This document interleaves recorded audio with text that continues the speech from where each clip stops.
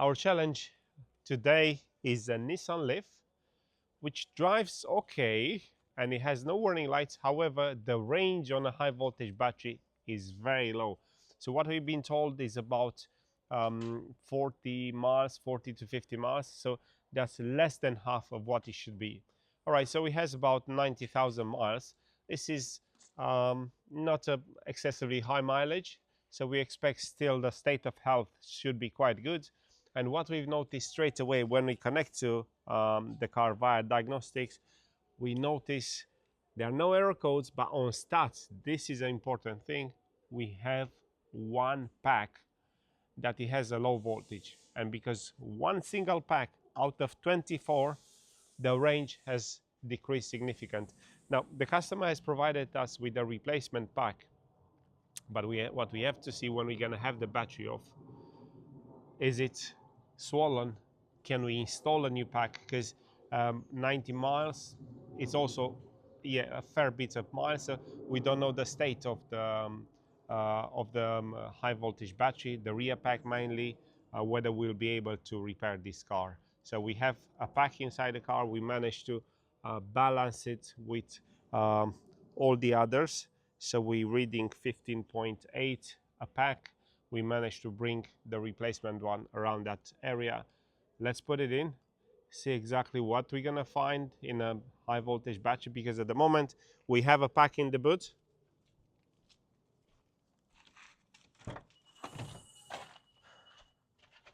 We have a spare part here that should help us fix this Nissan. Let's see if that's the case and everything is gonna work all right, because not always does according to plan. So let's see. We're gonna push it in now. Don't want to use any more energy from the battery.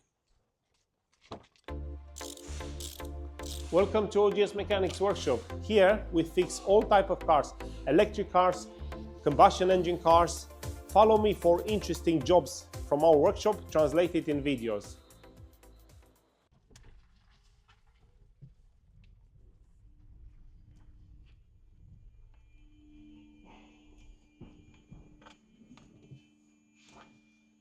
Mileage on the dash looks 91 miles, the range.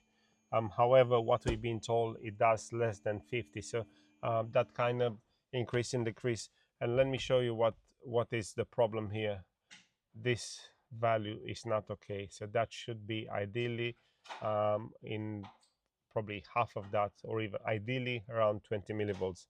And we can see the module number 6 here is where we have the problem, where is a high difference between the cells in that pack. So on module number 6 there is an issue, and we have to put our replacement one there, and that should solve the problem. But let's see if they're gonna go according to plan.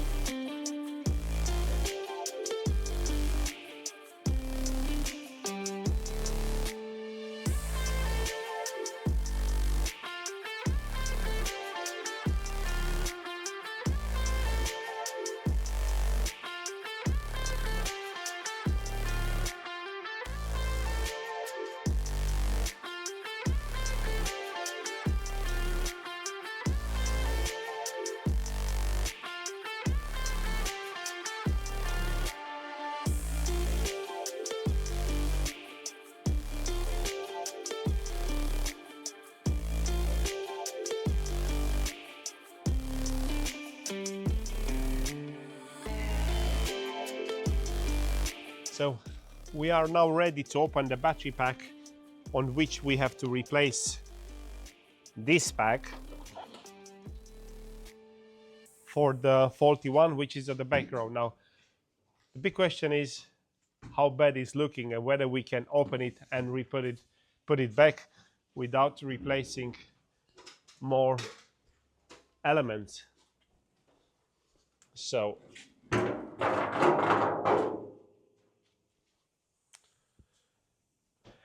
this is how the battery looks like inside. 12 packs, 12 here, and another 12 spread around in the front section. Our problem is the pack number 6, and they are counted from this. So 1, 2, 3, 4, 5, 6. It should be our pack that is faulty according to our reading. Now look at it. They are a bit distorted, but hopefully not so bad, so they'll cause us an issue stripping the pack and put it back. So what we'll do now, we'll disconnect the high voltage connectors, the control unit, take all the bolts out and pull this pack out of which we have to extract the pack number 6 if the measures are correct with what we read. So let's get on with it.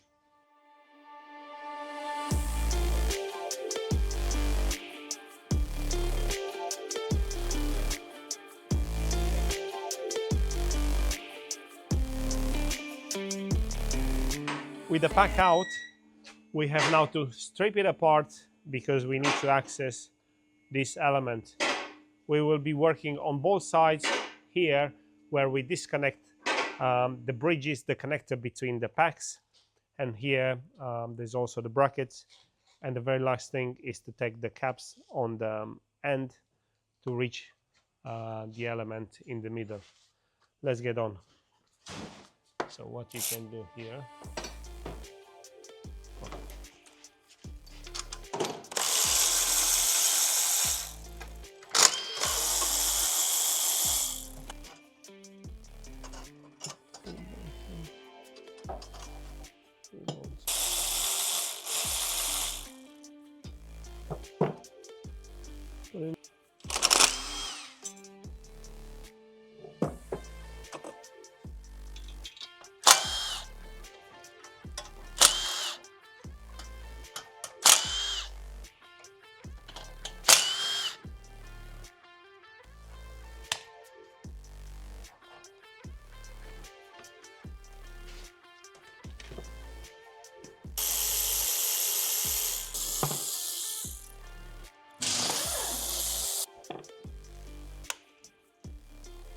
all right, so now we have freed up half of the battery. Now we're gonna disconnect hopefully the cap. Our biggest concern with those batteries is how swollen they are, and they are distorted. And whenever we're gonna take them out, they might swallow a little bit and it might be a problem to put them back. But the battery looks quite good, so let's take them out. Yeah.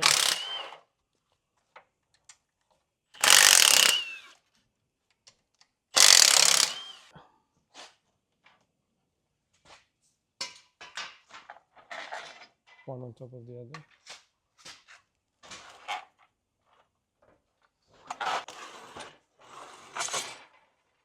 Okay, let's measure it.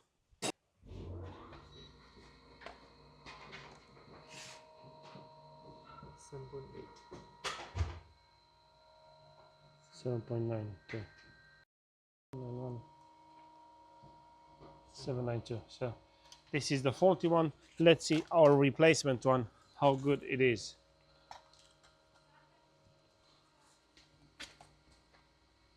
$793. 96. Perfect. Perfect. Brackets exactly in the same position.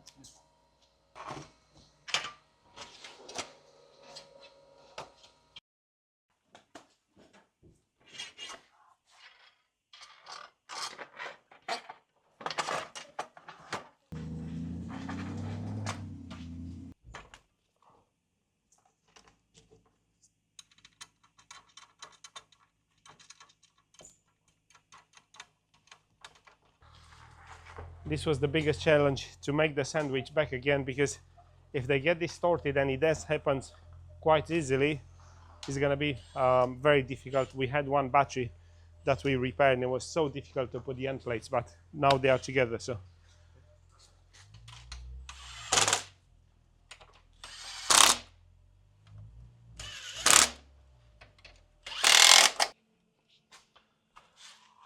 with the sandwich back together. It is the time that we connect all the bus, voltage bus connectors, and then voltage sensor. So we're going to be ready to put it back on the battery and then back on the car.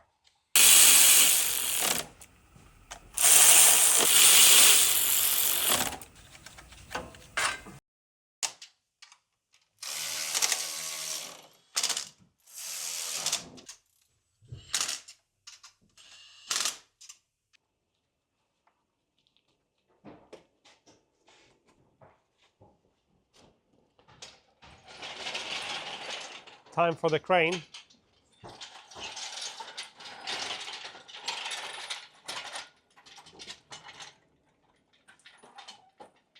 Oh, look at that.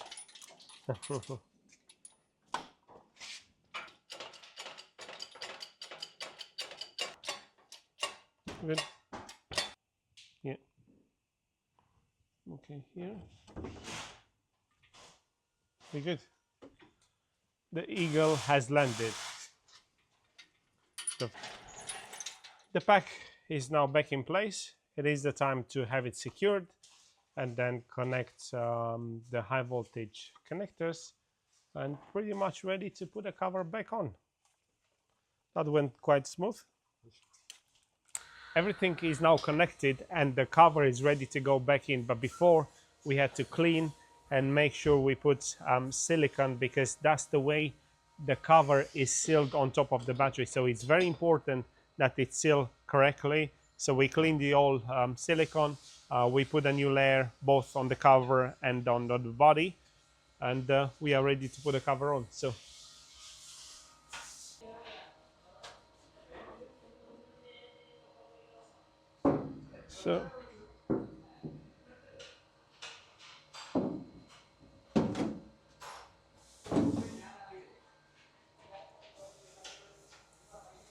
cover is in position. We are going to secure it now and then pretty much ready to put the battery back on the car.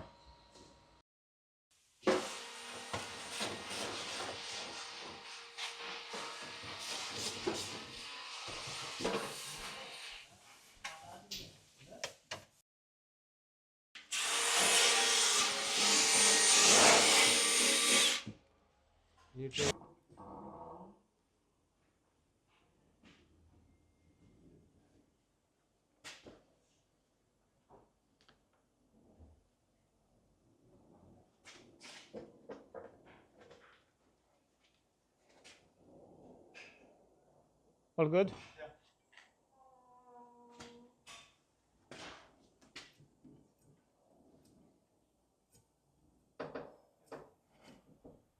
Yeah.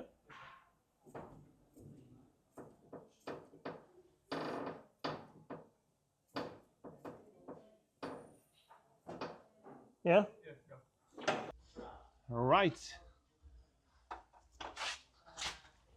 Right on target, isn't it? Because the battery didn't move.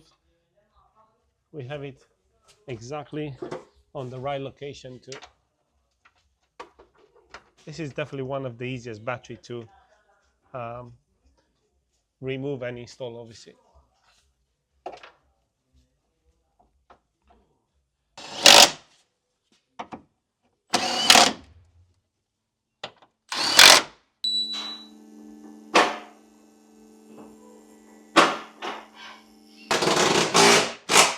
What is left to secure it all around, connect the high voltage cable.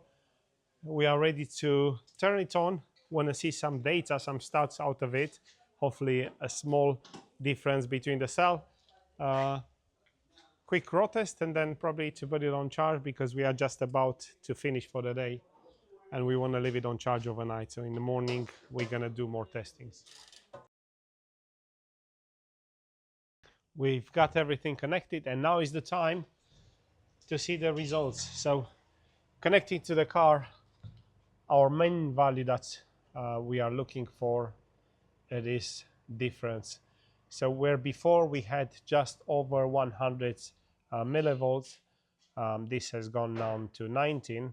Also interesting aspect, I think we had not sure exactly what was the the percentage, it was a 75 or it was slightly lower. Anyway, the difference between the cells now is within tolerance, and it is the time to go out in a road test and see how it's going to behave on driving.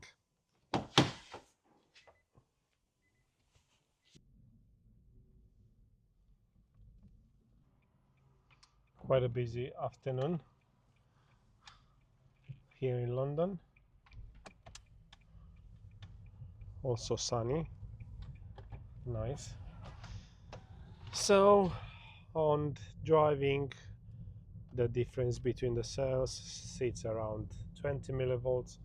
That's exactly what we like to see.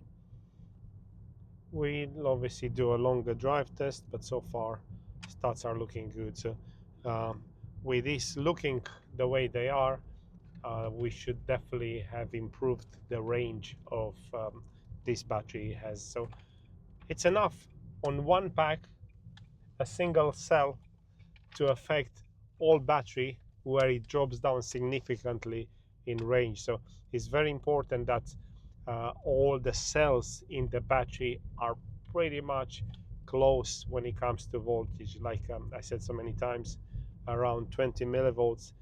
This is the ideal scenario where there's no difference higher than 20 millivolts.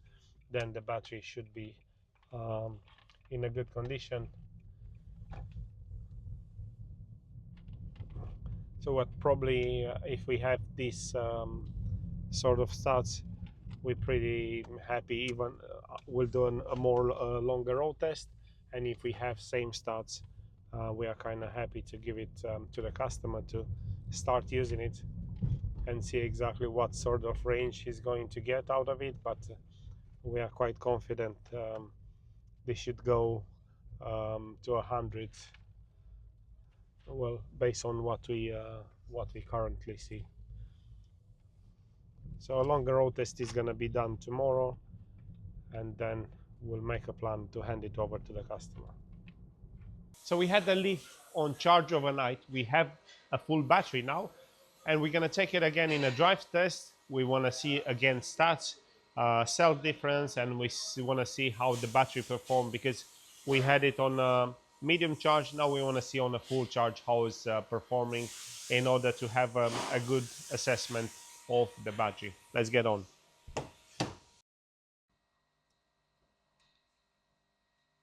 Ignition come on.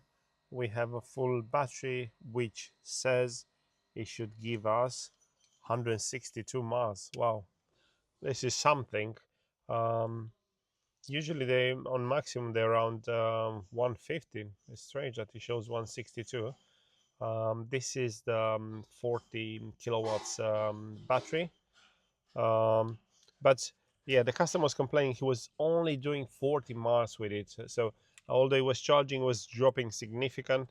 And the main reason, as we diagnosed that, it was due to a faulty cell in one battery pack. So quite interesting, 24 packs, it's enough one cell to be down, and all battery becomes it doesn't operate okay, because those stats, what we see here, it's something, but we want to obviously, as we already done it a few times, we want to go deep into the battery and see information at a cell level, and that's why we are connecting to the battery before we start driving, to see now with a full battery what is the difference between cell. This is an important aspect. So what we have now, we have 43 millivolts. So this is not as I would hope to be. Let's see, we have replaced module 6. Our module that we replaced, it looks okay. We're gonna start with a drive test, and we want to see what happens. Also during a few cycles the battery will gradually balance itself. Obviously it's important that you don't start with a big difference, because it's going to be difficult to get it to balance if it starts with a big difference. So, it's not the case at the moment. The difference is 40. We'd like to have it halfway. But let's give it a drive test and see exactly. What we also doing now, we running a test, a dynamic test with the diagnostic machine. Looking in here on the data, we can really see the pack that we install is slightly above the others, but um, I think it's only a tiny bit, and it should adjust as we drive and as we're gonna have a few cycles of charging and using the battery. So we're gonna proceed in this test. Let's see the result from it. Which you're gonna in the test drive. Basically, we're gonna accelerate, decelerate, use the battery in different condition, and then the diagnostic is gonna evaluate the data, and then it's gonna put a report with the stats about the battery. So we are getting on it. So we've got now 156 miles, still shows our range, but let me show you an interesting fact. So we got 156. Let's see how quick the range changes if we put on the AC. So 155, AC on, 140. So 15 miles drops in the range with the AC on.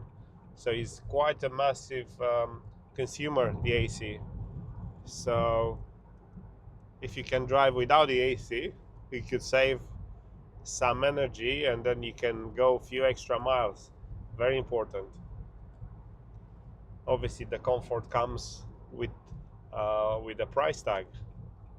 We have currently done about 42 miles. Um, Still shows a range of over 100 miles. It dropped a bit more than initially showed. It showed we could have done 160 miles, but it's always updating. Stats looking good, not as I would hope so. I'm saying that because there is a bit of higher difference than what I would like to see. The difference between cells, it does occasionally go to over 50 70 millivolts under load. Still going to be a process of using a bit the car, having few processes. What we've been told by the customer, the cell that he picked up, it was from another Leaf with a similar state of health of the battery. However, we see something different and believe that state of health of the battery that the pack came from, it must have been a bit lower because we can see some differences in there. However, thinking about it, we've done 43 miles, still shows 107, where before customer informed us that he was barely managing to do 40 miles with a full battery, because on that pack that we replaced there was a very bad cell. So we are in a better position. We could probably been even in a much better position with a slightly better pack, but we're not gonna go ahead and just jump for another one. We're gonna give the car to the customer to use it, do a few cycles and keep evaluating the range, and only afterwards make a decision, because it is drivable. um, it does have a range much better than it was, so it should do easily probably 120 miles, 130 maybe, if it's obviously what the way we used it. Now we used it again, ideal condition, cruise control, without really many harsh acceleration. We've done some at the beginning actually, uh, and then AC is a big consumer, so we try to stay away, just try to see how he operates without pretty much a lot of load on it. So this is how we have the current readings. I think it's yeah, it's looking good so far. So probably we're just gonna drive into the workshop, final checks, and prepare it to hand over. So we had another cycle of charging. We managed to get, we believe is, we haven't done the full 100 miles, but we believe the car is going to do over 100 miles. Now, are we happy with the car? Not entirely. It is better though. We've obviously balanced the cell that we received. However, I still believe it could have been better because state of health, it seems that is a bit lower, and we've seen that the way that it performs in terms of difference between the cells when it operates. So at the moment, we are in a better position. So this difference is something that we always look at. I would like to have it below 20 millivolts. Is a 32. It's not massively high, but it could probably do a bit better. Now, what are we gonna do? We're gonna hand over the car to the customer to do a few more cycles. Obviously, the customer was only doing 40 miles. It was quite bad the way it was. That this pack was very bad. So one cell inside, a single cell inside, was making the whole battery to be so bad in terms of range. So we're gonna hand it over. We'll see a few cycles of charging and discharging. Maybe the element that is bored has been sitting for a while, so hopefully it'll get better in terms of performance, and then we'll see how it goes. But so far, the Nissan Leaf is fixed. We didn't have any parts, so the only cost that we have to take in consideration, it was what we have charged. So for us, to diagnose, see exactly which cell was faulty, take it out, replace it. It was 900 plus VAT. So this was the cost. Obviously, the new pack that we had to replace had to be balanced. Replacement testing and everything cost £900. So this was the fix. The Nissan Leaf might be back. We don't know how it's gonna evolve over the next few weeks, but if it comes back, we might have an update. Until then, if you like my videos, don't forget to subscribe to the channel and click the notification button because we constantly have videos with interesting repairs in the workshop. Until then, all the best.